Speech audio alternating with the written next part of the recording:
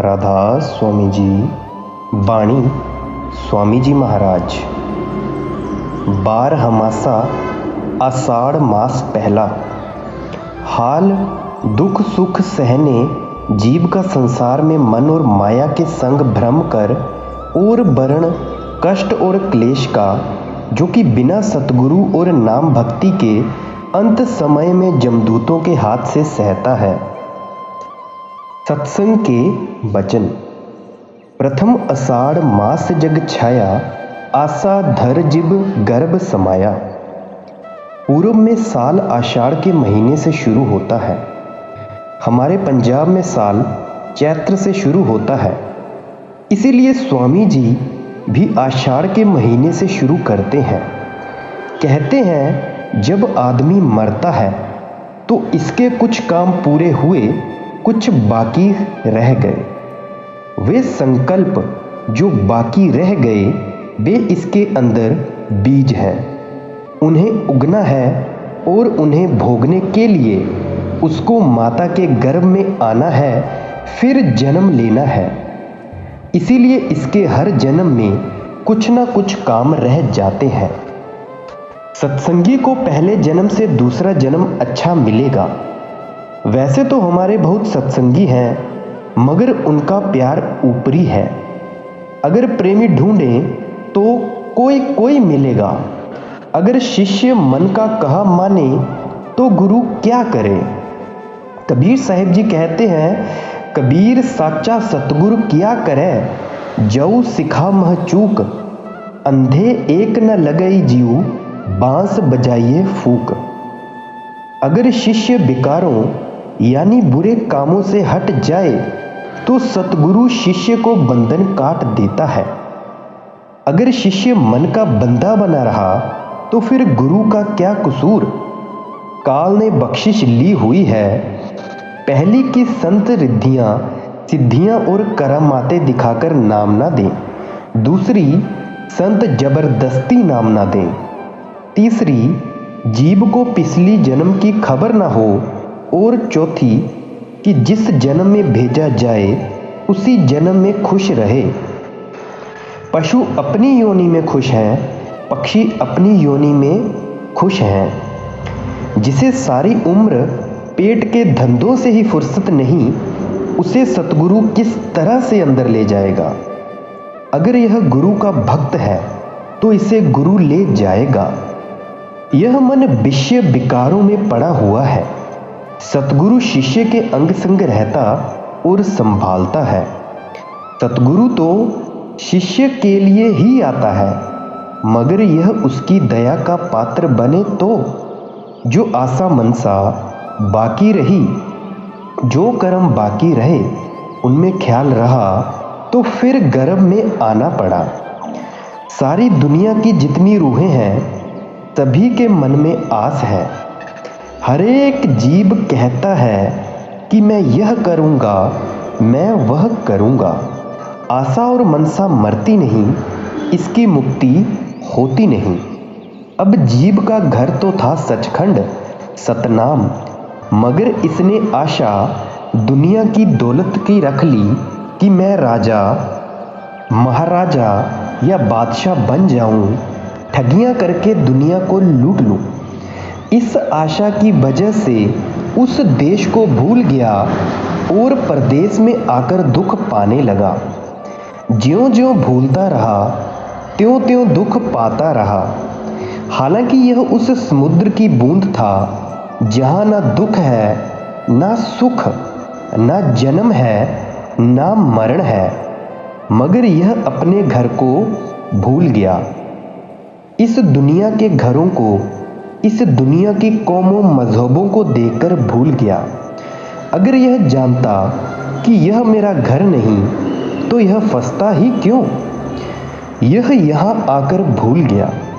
सतगुरु तो चाहता है कि इसका एक ही जन्म में पर्दा खुल जाए। सतगुरु तो दोनों हाथों में लिए खड़ा है कि आओ, मगर यह लेता नहीं। कर्म बेग ने बाहर डाला, माया कीन्हा बहु जंजाला। जब इसका वक्त खत्म होने को आया तो इसे बाहर आना है, अंदर तो रहना नहीं।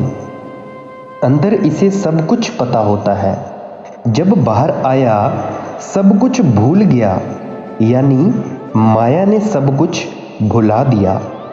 जो कुछ यह गर्भ में सोचता है उसके मुताबिक यह बाहर आकर कर्म करता और दुख सुख भोगता है। गर्भ में यह उल्टा लटका हुआ होता है, वहाँ दिन रात पुकार करता है कि ऐ मालिक, अगर तू मुझे बाहर निकाले तो मैं तेरा श्वास श्वास नाम जपूं, मगर बाहर आकर सब कुछ भूल जाता है। बाल अवस्था अति दुख पावे, बेदन भारी नित्य सतावे। इसे जन्म लेते ही दुख भोगना पड़ा, क्योंकि यह संसार दुखों का घर है। अगर आप इंद्रियों के भोगों को सुख समझो तो आपकी मौज, वरना उनका नतीजा क्या है? रोग, दुख और नरक। अगर आप शराब पी लो और नशे की मस्ती को सुख कहो तो आपकी मर्जी, मगर जब नशा उतरा तो फिर दुख, बल्कि पहले से भी ज़्यादा दुख होगा। सो हुजूर महाराज जी फरमाते हैं कि जब यह दुनिया में आया तो इसके लिए दुख आने शुरू हो गए। कौन से दुख? यह आगे कहते हैं, मुख बोले ना सैन चलावे, काहू दुख अपना ना जनावे। मांस का लोथड़ा सीधा लिटाया तो सीधा पड़ा रहा, उल्टा लिटाया तो उल्टा पड़ा रहा। धूप में लिटा दो, छाँव में लिटा दो, बोलता तो नहीं कि मुझे धूप में लिटाया है या छाँव में। न मुंह से बोल सकता है, न इशारा कर सकता है। यह दुख नहीं तो और क्या है? सर्दी लगती है, गर्मी लगती है, मच्छर काटते हैं, प्यास लगती है, बोल नहीं सकता। भूख लगी है, बोल नहीं सकता। ज़्यादा दुख हुआ तो रो पड़ेगा। इससे ज़्यादा अपना दुख जाहिर करने का कोई तरीका नहीं, जरिया है ही नहीं। दुख में रोवे अति बिलाबे, मात पिता बुद्धि काम न आवे। अब यह रोता है, इसके पास और कोई हथियार नहीं। जब दुखी हो तो रोता है। अब अगर कमर में दर्द है तो माँ जुलाब देती है, बीमारी और है, दवा देती है कुछ और। यह दुख नहीं तो और क्या है? माँ बाप सोचते हैं मगर असली राज नहीं समझते। बच्चा बता नहीं सकता और माँ बाप की अकल काम करती नहीं। दुख कुछ है, औषध कुछ करी, उलट पलट संतापे दे हैं। इसका सर्दी या गर्मी में सिर झुकता है, इसका सर्दी में दिल दुखता है। माँ बाप जुलाब देते हैं, उल्टा और दुख हो गया, या इसे भूत प्रेत निकालने वालों के पास ले जाते हैं। उनकी धुनी और इलाज से दुख और बढ़ जाता है। बीमारी कुछ है और दवा कुछ है, नतीजा क्या निकला? उसके दुख ज़्यादा हो गए। बालपना अति दुख में बीता, भई किशोर खेल मति लीता। मात पिता चाहे पढ़वाना, यह रहे निस दिन खेल दीवाना। कहते हैं अब बोलने लग गया, अपना दुख बताने लग गया, दौड़ने लग गया, भागने लग गया। अब यह चाहता है खेलना, माता पिता चाहते हैं इसे पढ़ाना। पढ़ने में इसकी आज़ादी जाती है। पहली किस्म के दुख खत्म हुए, अब और दुख शुरू हो गए। इसका चाव खेलने में है, माँ बाप कहते हैं कि पढ़े। यह भी दुख है।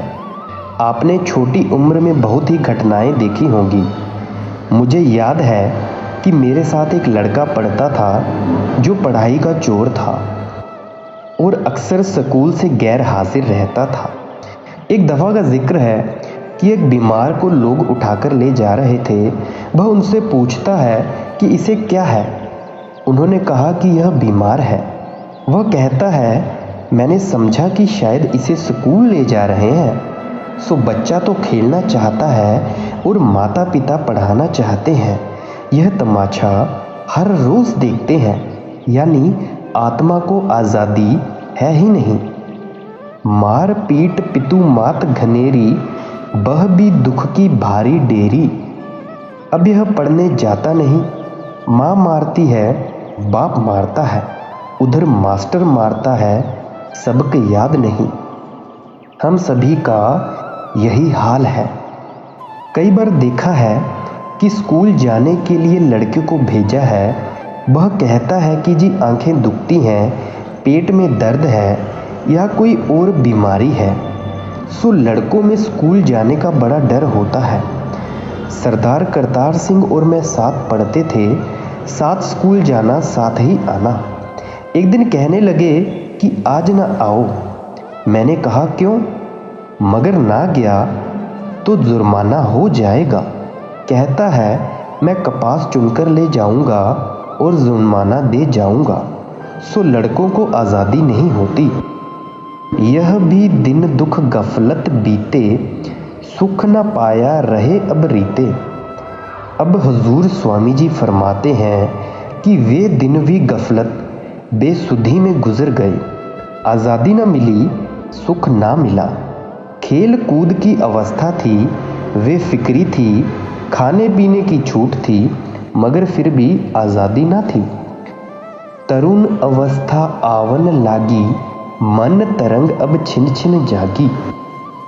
कहते हैं अब जवानी आ गई, मन दौड़ता है। आलीशान मकान भी हो, स्त्री भी हो, कपड़े भी हों। यह करूँगा वह करूँगा, तरंगे फैलने लगी। जब ज़रूरत पड़ी तो मंगनी हो गई, ब्याह हो गया, घर में स्त्री आ गई। अब स्त्री आई, वह भी जवान है, यह भी जवान है। स्त्री को देखकर बड़ा खुश हुआ, जैसे कि कोई बादशाहत मिल जाती है। लेकिन इतना विचार नहीं कि स्त्री का प्यार जेल खानों का जेल खाना है। नए नए इरादे, नए नए विचार। अब दिल में यही ख्याल कि सारी उम्र ऐसे ही रहेंगे। यह सारी उम्र की बेड़ी थी। ऐसे फंसने लगे कि जिसमें से सारी उम्र न रिहाई ना हो। बस यहाँ से सारी उम्र की मुसीबत शुरू हो गई। ददिहाल, ससुराल, मासियों, फूफियों, नानियों, दोतियों में फंस गया। इतना न सोचा कि बड़ी भारी बेड़ी को जकड़ना है। यह पता नहीं कि बाद में ये सब जहर बन जाएंगे। यह नहीं कि आदमी ही फंसता है, बल्कि स्त्री भी इसी तरह फंसती है। इस गृहस्थ आश्रम से दोनों की मुसीबतें शुरू हो जाती हैं। मात पिता का हक सब भूले, दिन और रात नारी संग झूले। अब स्त्री के हाथ में है, चाहे माँ के साथ लड़ाई करवा दे, चाहे बाप के साथ लड़ाई करवा दे, मतलब कि जिसके साथ चाहे लड़ाई करवा दे। किसी ने कहा है, तीर पैसा रन गुर, जिधर आखे उधर तुर। यह दुनिया का कायदा ही है, सभी के साथ बीतती है। कौन माँ कौन बाप, अब खैर सलाह यह दुनिया है या स्त्री। घटती चली लगन पितु माता, नारी पुत्र संग मन अति राता। अब जैसे जैसे बेटे बेटियां होते गए, जो माँ बाप का प्यार था वह स्त्री और बच्चों में बंट गया। बल्कि जबान बेटे तो यहाँ तक कहते हैं कि माँ बाप बूढ़े हो गए हैं, जल्दी मरे तो छुटकारा हो। अब माँ बाप की सोहबत घट गई और आगे स्त्री और बेटे बेटियों से हो गई। फिक्र पड़ा उद्यम का जब ही, दर दर भर में दुख अति सही। अब औरत को भी कपड़े चाहिए, बच्चों के लिए भी चाहिए, पढ़ाई के लिए भी कुछ चाहिए। सोचता है कोई नौकरी करूं, खेती करूं या दुकानदारी। रुपया कमाने के लिए नौकरी पर जाना पड़ा। क्यों? क्योंकि बच्चों के खाने पीने का फिक्र है, या कहीं परदेश में बंदूक की गोलियों के सामने जा खड़ा होता है। कहीं मजदूरी करता है, कहीं कुछ कहीं कुछ। किसके लिए? औरत के लिए, बाल बच्चों के लिए। अगर रोजगार मिल गया तो वाह वाह, अगर नहीं तो दुखी हो गया। स्वान समान करी गति अपनी, धन का सुमिरन धन की जपनी। जिस तरह भूखा कुत्ता एक दरवाजे पर गया, वहां रोटी ना मिली, फिर दूसरे दरवाजे पर गया, दूसरे से तीसरे पर कि कहीं रोटी का टुकड़ा मिल जाए। इसी तरह यह कभी कहीं जाता है, कभी कहीं। अब कहता है पैसे आए, घर का खर्चा चले। बेटे बेटियों के ब्याह शादी की फिक्र, कहीं चोरी, कहीं ठगी, कहीं कुछ कहीं कुछ। क्या क्या उपाय करने पड़ते हैं। धन पाया तो हुआ आनंदा, अन्न मिलते पड़ा दुख का फंदा। अगर रुपया मिल गया तो खैर, अपना और बेटे बेटियों का गुजारा हो गया। अगर रुपया ना मिला तो कर्जा चढ़ गया। कहीं बच्चों के लिए जायदाद गिरवी रखनी पड़ी, कहीं कुछ और करना पड़ा। मुझे याद है जब मैं नौकरी में था, एक ठेकेदार मेरे पास नौकरी करने के लिए आया। मुझे आज तक यह बात नहीं भूलती। मैं रात को 3 बजे उठने का आदी था। जब उठा तो देखा कि वह जाग रहा है। उसे नींद नहीं आई। पूछा क्या बात है। कहता है कि जी ठेके की तलाश में हूँ। इस सिलसिले में 2500 रुपया लेकर निकला था, काम मिला नहीं और रुपया खर्च हो गया। इसी तरह और मजमून नहीं भूलने वाला है। जब मैं पेशावर में था तो रोज़ देखता था, पेशावर की औरतों का खर्च मशहूर है। 1.5 रुपया तो वे खुद की रोज़ कमा लेती हैं, मगर उनकी फरमाइशों ने उनके पतियों की नाक में दम कर रखा है। वे अच्छे से अच्छा खाना बनाती, खाती, अच्छे से अच्छे कपड़े और जेवर पहनती और कई बनाव श्रृंगार करती। कोई घर सुखी नहीं था। जगह जगह आदमियों की ज़ुबान से यही सुनाई देता कि औरतों के कपड़े बनाएं, खिलाएं, पिलाएं या क्या करें। मुझे आज तक औरतों की फिजूल खर्ची की उनके पतियों की तरफ से चिट्ठियां आती हैं। या तो मुझे खबर है या राय साहिब लाला हरनारायण जी हजूर के सेक्रेटरी को। एक तो कुटुंब का बोझ, दूसरा कर्ज का बोझ, आमदनी है नहीं। कितनी भारी मुसीबत है। जिन्हें लगती है वही जानते हैं। किसी दुखी से पूछकर देखो तो सही। गृह कार्य अब नित्य सतावे, कुल और जाति बहुत भरमावे। अब लड़के और लड़कियों की शादी की फिक्र है। लड़कियों के लिए लड़के मिलते नहीं। अगर किसी अमीर से कहें तो वह कहता है मोटर दोगे। अभी लड़के को नौकरी मिली नहीं, मगर पढ़ लिख कर दिमाग इतने ऊंचे हो गए, यह भी दुख है। या कहीं लड़की का ब्याह हो गया है मगर लड़के ने उसे छोड़ दिया, यह भी दुख है। या शादी करनी है, पास में रुपया नहीं है। मन में कहता है कि अगर कम खर्च किया तो बिरादरी क्या कहेगी। ब्याह शादियों में बड़े बड़े खर्चे होते हैं। अब तो बिरादरी ने खर्च कुछ कम किए हैं, मगर किसी किसी बिरादरी में तो बड़ा खर्च है। कई बिरादरियों में मरने पर बड़ा खर्च करते हैं। अगर कोई आदमी मरा तो समझो कि 1,500-2 हज़ार का कर्जा हो गया, सिर पर बोझ चढ़ गया। सबना बोझ भार सिर लीना, अब तड़पे जस जल बिन मीना। अब बेटे पोते दोते पड़पोते हैं। यह सभी का बाबा है। सभी आकर इससे पूछते हैं। बड़े परिवार में कोई ना कोई बीमार भी रहता है। अब सभी की फिक्र इसने अपने सिर पर ले ली। अगर कोई बीमार है तो इसे फिक्र हो गई, मानो इसने सभी के बोझ का एक बक्सा बना लिया। अब रात को नींद नहीं आती, चित्त में गिनतियां करता रहता है। अब फंस गया तो तड़पना कैसा। इसने अपना बोझ आप सिर पर उठाया, किसी और ने तो उठाकर नहीं रखा। मुझे सत्संगियों की तरफ से कई चिट्ठियां आती हैं, मैं ब्याह कर लूं क्या। मैं कहता हूं कर लो। कई चिट्ठियां ऐसी भी आती हैं जो कहते हैं कि मैं ब्याह ना करूं। मैं कहता है ना करो। जब कोई सलाह मांगता है तो मैं आमतौर पर यही कहता हूँ कि यह बोझ तुझे खुद ही उठाना है। अगर मर्जी है यानी उठा सकता है तो उठा ले, नहीं तो नहीं। भरमत फिरे सुख के कारण, सुख नहीं मिला हुआ दुख दारुण। कहते हैं यह सुख लेने के लिए मनुष्य जन्म में आया, सुख के लिए गृहस्थ आश्रम में दाखिल हुआ, मगर सुख ना मिला, उल्टा दुख में फंस गया। सुखों के बजाय दुख आगे आ गया। किए अपने को बहु पछतावे, अब कछु पेश नहीं जावे। अब कहता है कि अगर मैं शादी न करता तो सुखी रहता। अब छोड़ तो सकता नहीं, तड़पता है। जब फंस गया तो तड़पना कैसा। अब कोई चारा नहीं, दुखी हो गया। कल कलेश बहु बरसन लागे, वर्षा ऋतु आषाढ़ जब आगे। आधे आषाढ़ के बाद बरसात शुरू हो जाती है। स्वामी जी ने एक एक महीने की तुलना एक एक मनुष्य जन्म की साथ की है। सो कहते हैं जब इसकी आधी उम्र गुजर जाती है, जिंदगी के आखिरी पड़ाव में आता है, तो अब इसके बेटे और पोते हैं। अब बेटा मर गया, बहू विधवा हो गई, अपने बाल नोचता है।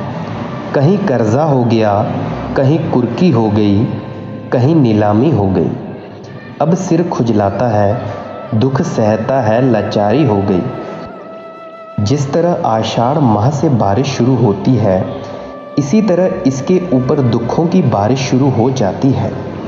मोर पपीहा भरम त्रास के, रोग सोग दुख मोह आस के। जब बारिश होती है, ठंड हो जाती है। जब सुंदर सुंदर घटाएं चढ़ती हैं, मोर और पपीहे बोलते हैं। लेकिन यह तो परिवार की घटनाओं, दुखों में फंसकर दुखी हो रहा है। कहीं लड़ाई हो गई, मुकदमा आ बना, या कहीं लड़का फंस गया, या कोई लड़का लड़की मर गए। क्योंकि बाबा होता है, सारे परिवार का दुख इसका दुख हो जाता है। पुत्र प्रदेश में गया है, दुख है। बहू दुखी है, दुख है। खुद बीमार है, बीमारी लाइलाज है, यह भी दुख है। मतलब कि कई किस्म के दुख सहता है। बोलन लागे चहुद से घेरी, उमड़ी घटा मानो रात अंधेरी। अब चारों तरफ से दुखों ने आकर घेर लिया। कुछ शरीर के दुख हैं, कुछ लड़के लड़कियों के दुख हैं, मतलब कि कई तरह के दुख हैं। अब कहता है कि मेरी अक्ल काम नहीं करती, चिंता में डूबा रहता है, दुख में डूबा रहता है, यानी दुखों की घटा आ गई। अब अकल काम नहीं करती, क्या करे और क्या ना करे कुछ सूझता नहीं। भक्ति चंद्रमा सूरज ज्ञाना, छिप गए दोनों घोर समाना। घोर अंधकार में न सूरज होता है और ना ही चंद्रमा। कहते हैं ज्ञान का सूरज और भक्ति का चंद्रमा है नहीं। अब ऐसे समय में कौन भक्ति करे। घना अंधकार छा गया, न भजन रहा, न सिमरन, ना सत्संग और ना कोई कामकाज ही रहा। मतलब कि कुछ भी ना रहा। मनुष्य जन्म बर्बाद हो गया। अज्ञान अंधेरा अति घट छाया, लोक गया पर लोक गवाया। करोड़ों जन्म भोगने के बाद मनुष्य जन्म मिला। इसमें रूह को सचखंड पहुंचना था, मुक्ति हासिल करनी थी, मगर यह दुनिया के दुखों में घिर गया। यहाँ कुछ भजन बंदगी नहीं की, अगर करता तो लोक के साथ परलोक भी संवरता। कहते हैं अब लोक भी गया और परलोक तो गया ही गया। विषय विकारों में और कई तरह के धंधों में यह लोक गवा दिया। अगर यहाँ कुछ नहीं तो आगे परलोक में जाकर क्या लेगा। यह भी बीते दुख में सब दिन, वृद्ध अवस्था आई छिन छिन। अब 80-90 से ऊपर से अवस्था हो गई, बहुत ही बूढ़ा हो गया। हाथ पैर चलते नहीं, शरीर काम करता नहीं, घर वाले उसकी बात का जवाब देते नहीं, कि बूढ़ा ऐसे ही बकता है और ज़्यादा दुख हो गया। चाहता है जान निकल जाए मगर वह भी निकलती नहीं। अगर शरीर चलता रहे तो भी सुख हो। ज्यों-ज्यों बूढ़ा होता गया तृष्णा बढ़ती गई। बेटों की फिक्र, पोतों की फिक्र, पड़ पोतों की फिक्र। अक्सर देखा है कि कोई बूढ़ा ऐसा नहीं जो बाल बच्चों के दुख से दुखी ना हो। मेरा बाबा था, वह कहता था कि मेरे बेटे का ब्याह हो जाए।